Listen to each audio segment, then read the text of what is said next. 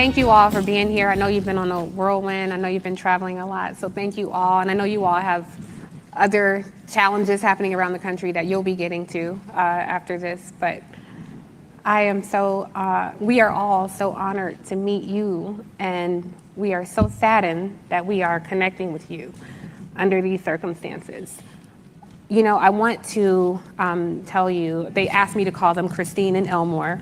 I want to say Mr. and Mrs. Wansley, but Christine and Elmore. I want to tell you in the audience in this room, but also watching at home, are thousands of Black journalists.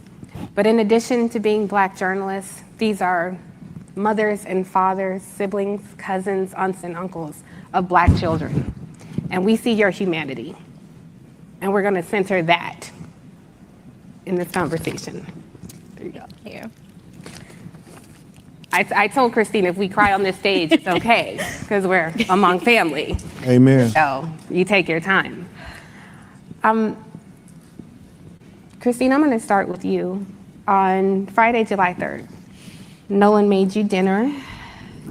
And so as you're telling us about the last time you saw your baby boy, I want you to talk to us about who Nolan was and tell us about that day. So Nolan is and was an incredible, just incredible soul. He was the person who, no matter where you were in life, or what was going on, he was going to be your biggest cheerleader. And I can attest to that because after COVID, my sister was like, oh, you should do social media. And I'm like, I don't want to do social media. I like to just watch others. And then Nolan was like, no, Mom, you should do it. I'll help you with the videos. I got you.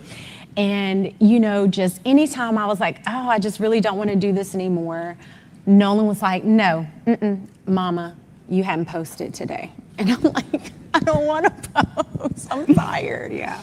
But, that's the kind of person he was. He was God-fearing, God-loving. That boy had faith beyond measure. He was just a bright light. And he was our bright light. As far as that day goes, went to work, and he was making salmon. So he was FaceTiming me as I'm trying to see patients kind of in between, of course, not answering the phone in the room. And he's like, hey, Mama, how does this look? Is this enough season? Like, what am I supposed to do with this? And I was like, okay. I was like, you don't have to do that. And he's like, no, I'm going to take care of it. I was like, okay, sure.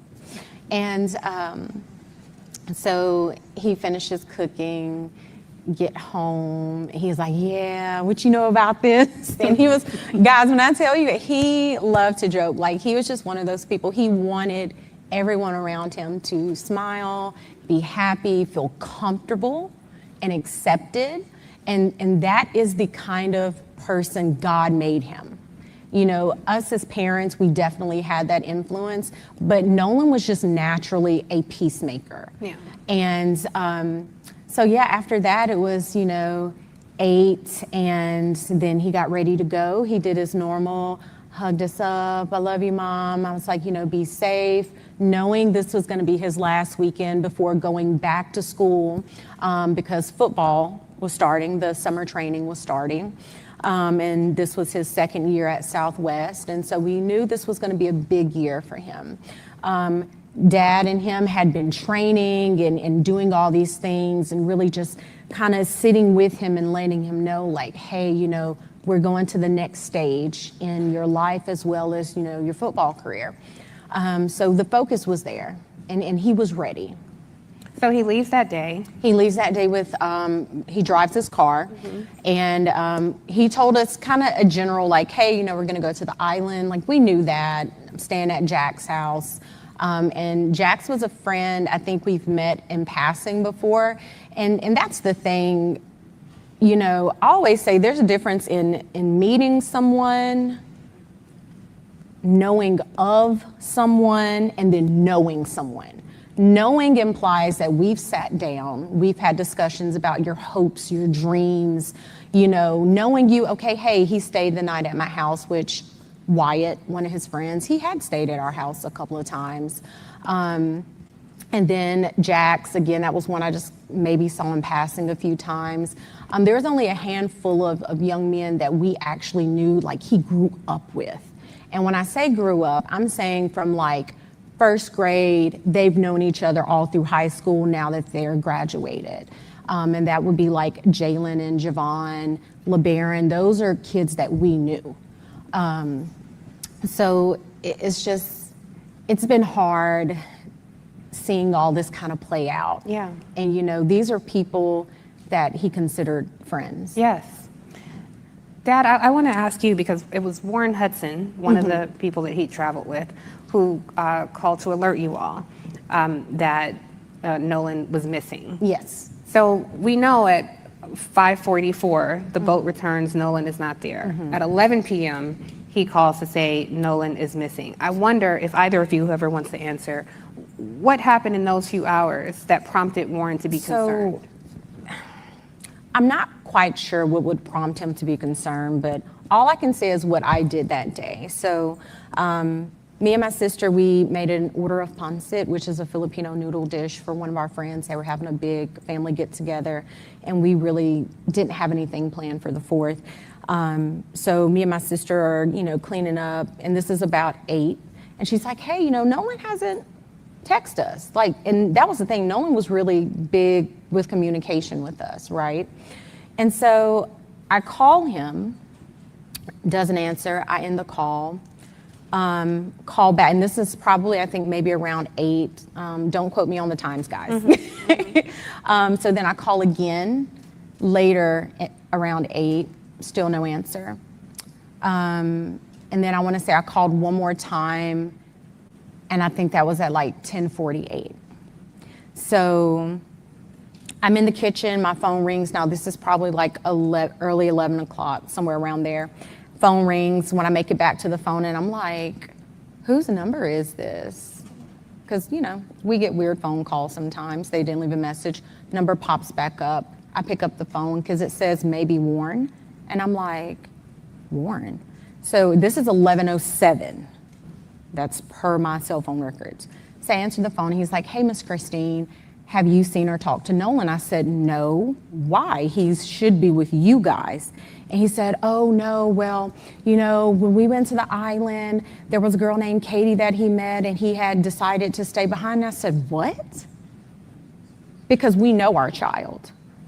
And Nolan isn't one to be like, oh, well, I'm just going to throw caution to the wind, and I'm going to stay here with this girl that I just met. So I'm on the phone with him. Now I'm in a panic. I'm running into my room. Elmore was in bed watching a different movie, and I'm like frantic. He's like, what's going on? I'm like, Nolan is missing. I'm trying to pull up the GPS as I'm talking to him.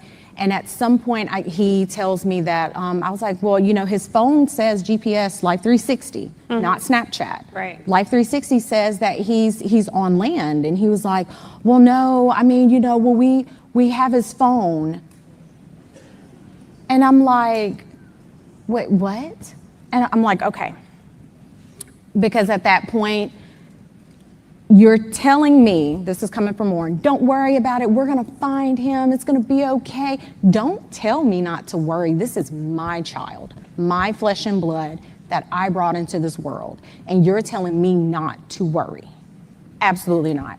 So then it was after the phone call ended, of course, asking him for information. What was he wearing? He was like, last seen, Northwest tip, black shorts, sunglasses. That's important.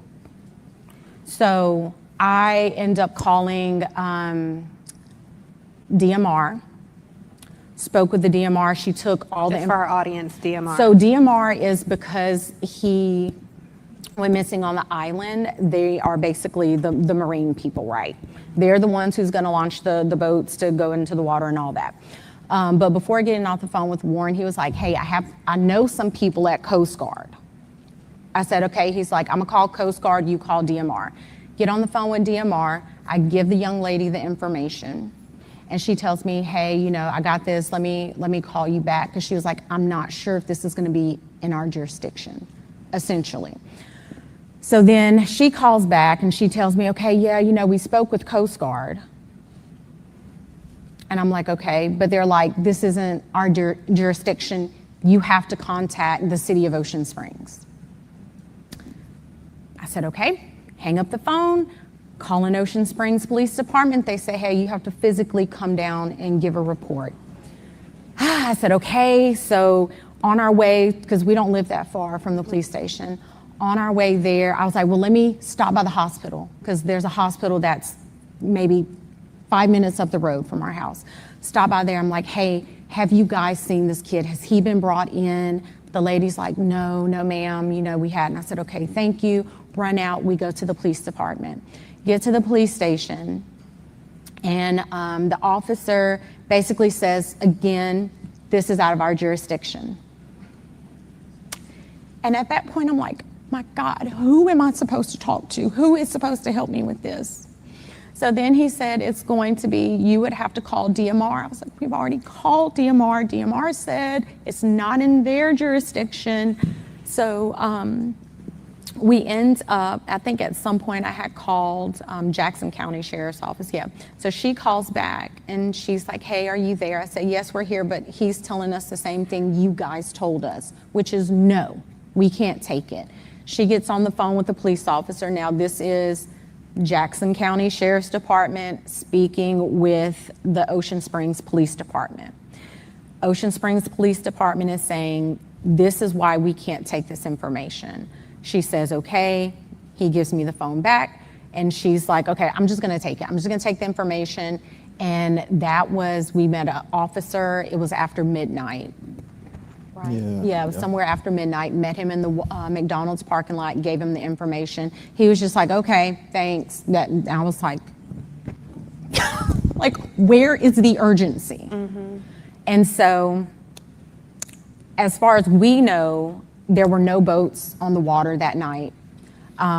We actually, his high school football coach, Coach Bramlett, texted Elmore that morning. He said, hey man, I got a boat. Because again, we don't have boats. Let me make that very clear. We do not have a boat. We're not boating people. We don't do water like that, okay?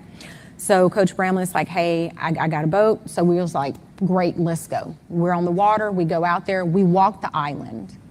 Cell phone works perfectly fine. I actually had almost an entire conversation with my grandmother, who was in a panic, as we're walking this island looking for anything.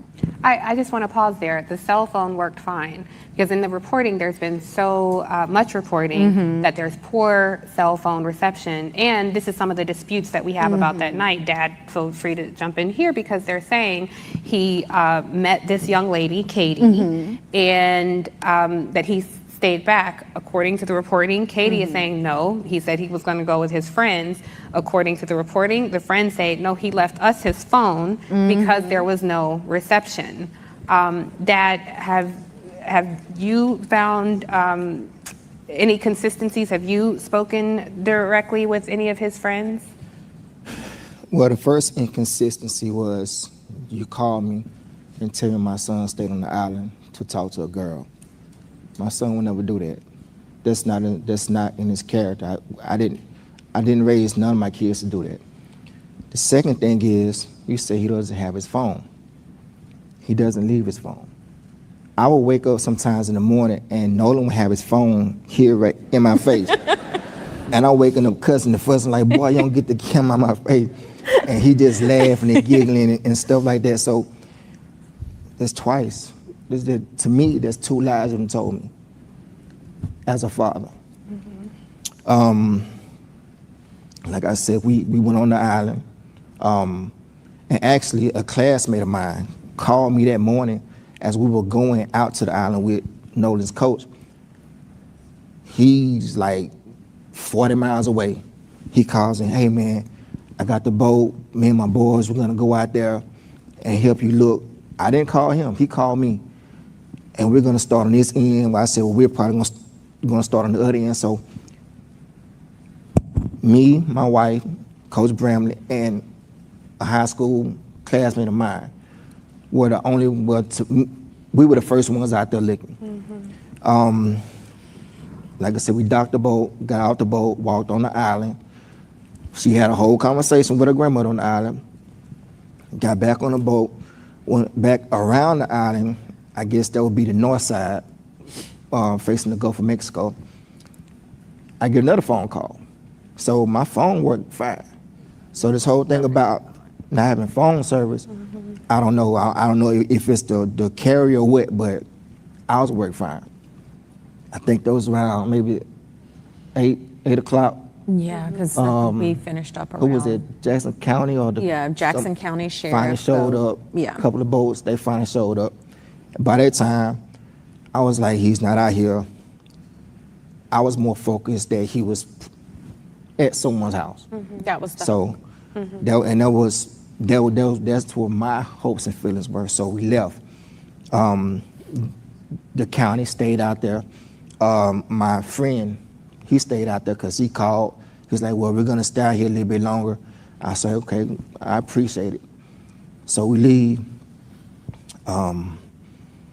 Then I would say maybe a couple hours later, my friend calls me back and he said, well, we're gonna give it and go, but he said, look, I can gas the boat back up, and if you wanna go back out there, we can go back out there. I said, I don't wanna go back out to the island. I have a feeling that he's not there, and I don't wanna go back to the island. So he said, he offered, he said, well, if you do, we can go right now. I said, don't worry about it, I appreciate you coming out there. But he said at that time that helicopters were out there, more Coast Guard, more people were out there. So we get back on land, and as far as the keys, what was that night? Or was it? That was that night. That was the night to call. Okay, let me back early. up. As far as getting the car back, after we gave our report to Jackson County, the sheriff department that night, we were trying to figure out who to get a report to. We had a friend in the family that located his phone. We wasn't there to get the phone, but apparently there was some kind of friction with getting his phone. Yeah. We don't and know what the friction so was. So the phone and the key were at the same location, which was Jack's house. Okay. And again, all of these kids share their locations on Snapchat. And so she was like, hey, I can go pick his phone up, not thinking that his car is there, you know, which she stopped everything she was doing. Her and the boys, they went out. Like, we were all out searching for him that night.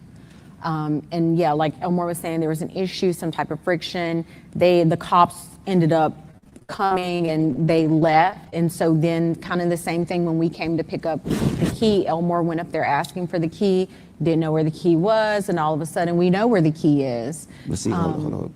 But see, this is another thing that bothered me too.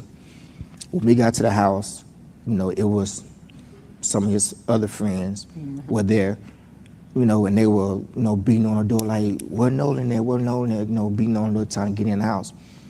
So I walk up to the door and I'm calming them down, because for one, okay, you're loud.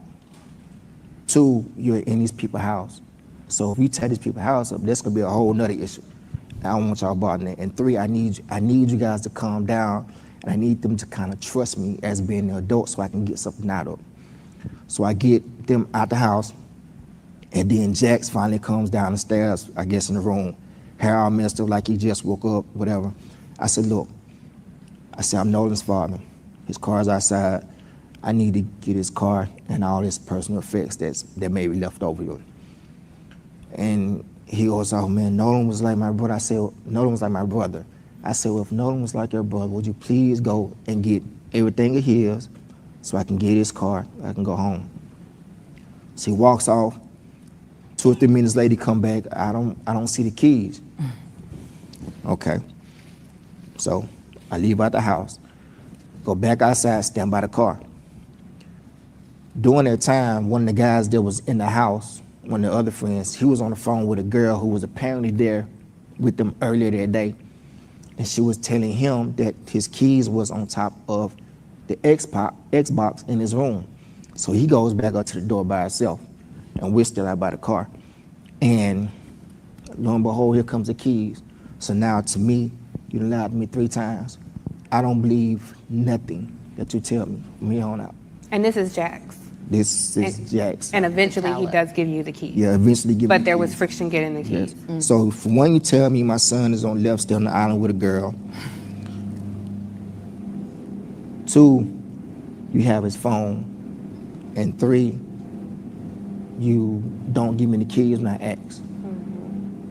I don't know any father who would believe, just if one of my friends did that. I'm gonna be cordial with you, but I'm gonna watch you. And Ben, I want to ask you, because I'm hearing these two parents who essentially had to become search and rescue or law enforcement, looking for their own child with such a lack of urgency on behalf of law enforcement. Obviously, we're talking to Black journalists. We can't ignore the ugly racial history of Mississippi. I looked into the demographics of the Jackson County Sheriff Department. It's quite asymmetrical, but also just the general attitude and the lack of value when it comes to Black life. Does this sound like a normal process for when an 18-year-old goes missing to you? What holes have you seen in your looking into this case? Tiffany, that was the question that Christine and Elmore had when they first called us. They wanted the truth of what happened to their 18-year-old son, Nolan Wells. And they had concerns whether they were going to get a fair and impartial investigation. And from that day to this one, it has been the same objective: to have truth, transparency, and find out what happened to Nolan. They said, we want a thorough investigation, because when they found Nolan, they expressed to me that the sheriff had already said no foul play. Few hours. And they was like, no, my son, he knows how to swim. Our son is a college athlete. Our son is in great shape.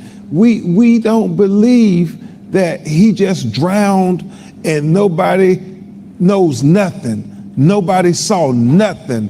I mean, there are about 300, 400 people on the island. And so that's what they were saying. We want to know what happened. We want truth. We want transparency. We don't want his death to be swept under the rug. Well, just so to make sure the audience and the people watching at home know, so they did declare very quickly, as you're noting, that he drowned when his body was recovered on July 6th. Mom and Dad and you all know that he is a student athlete, able to swim. On July 4th on Horn Island, it was very crowded. Certainly the suggestion is someone would have seen a child in distress. There is going to be the convening of a grand jury.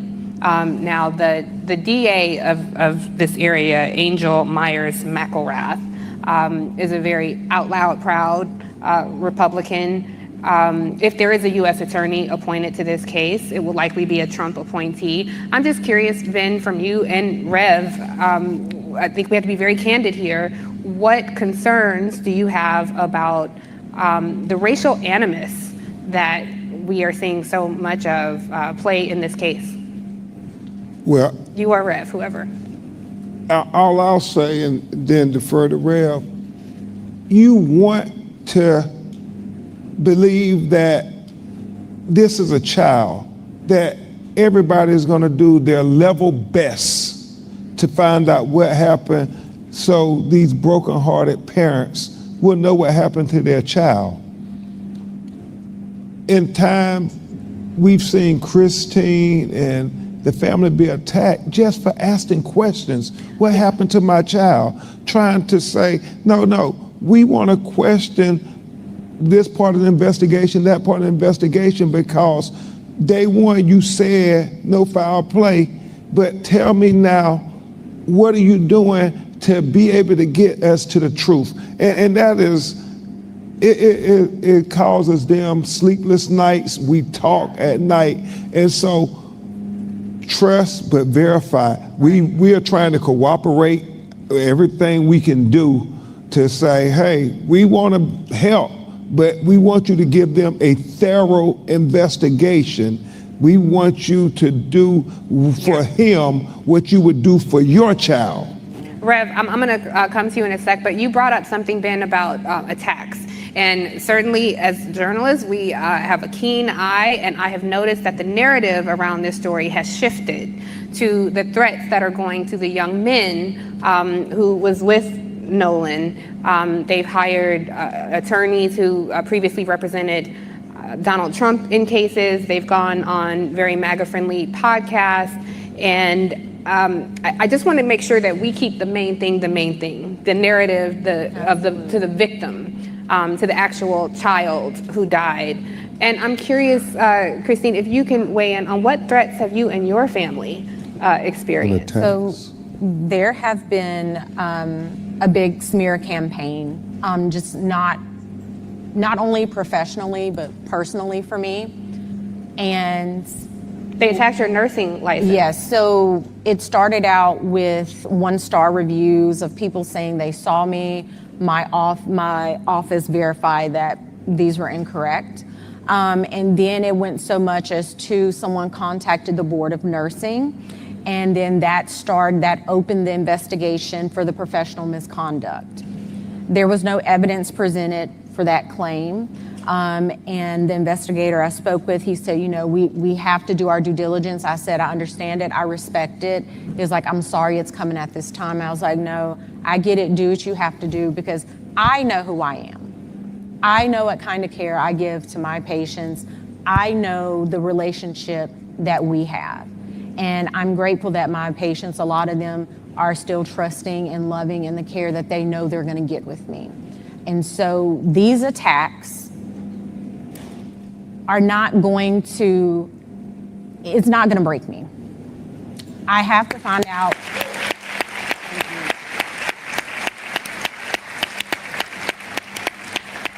We have to find out what happened to Nolan. That is the only question we've ever asked. We've never blamed anyone. We've never tried to smear anyone. I know I heard something about the picture. That picture was sent to me because this is the picture of him on the boat. On the boat with the people. Yes. And what it was is they were like, the person was like, Miss Christine, the information is incorrect. This is what he was wearing. Because initially he was in black shorts, which again, that is the information I received from Warren, verbally and via text.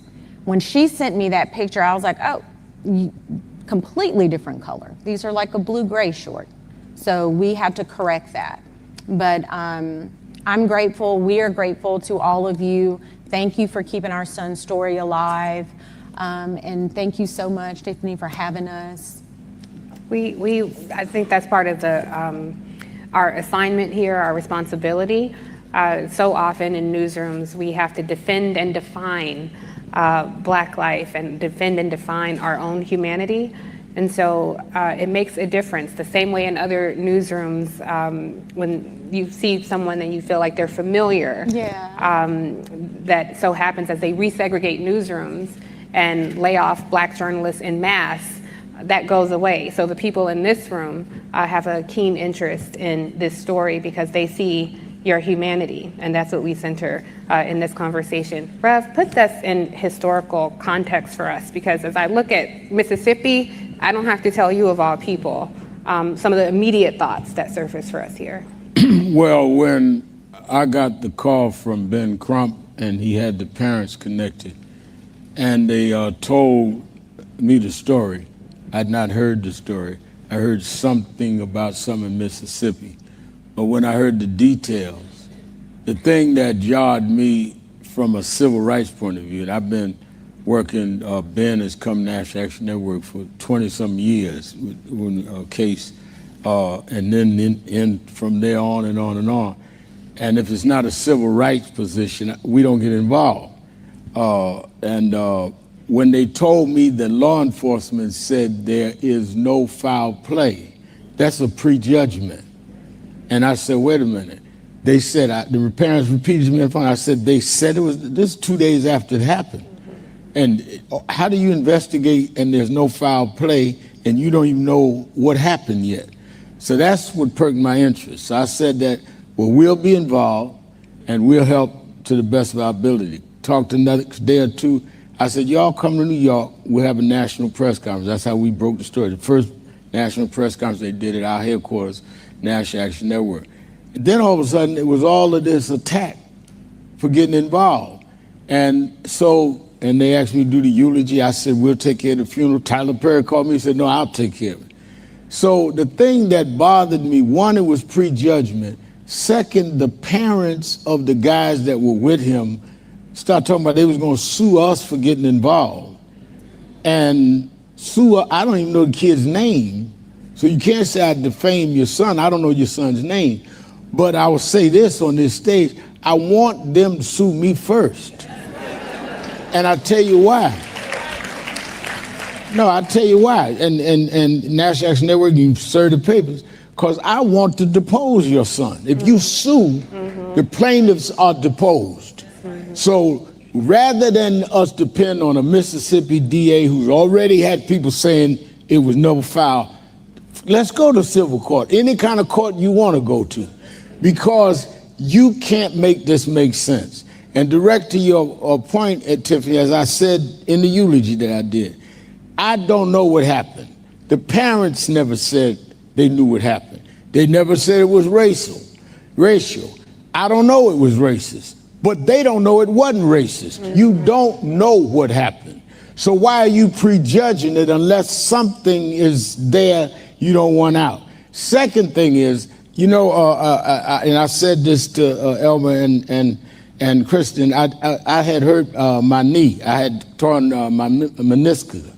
And when I tore it, I told Ben the truth. I did it working out one morning, but I told them I got it because I was on my knees praying too much. But anyway,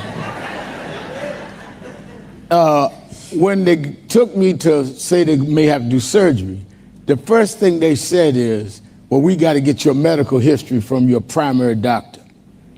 I said, okay.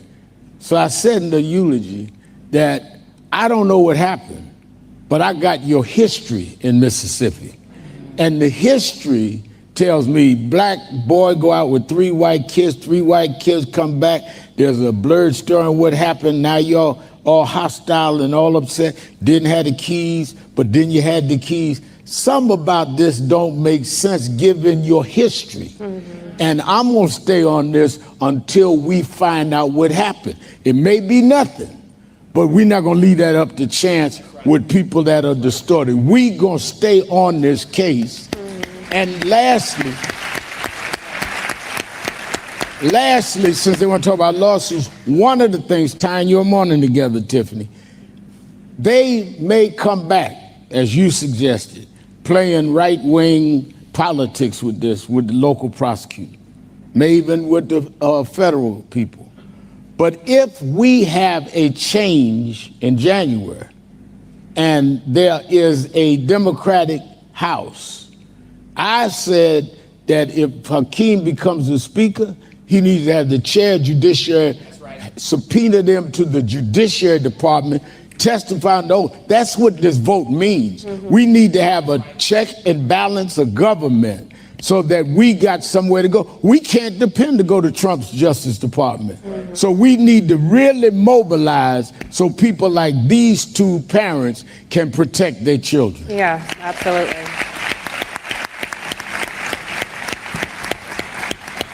I think you laid out such a great example on how the tentacles of white supremacy cast such a dark shadow over almost every aspect of what your parents went through.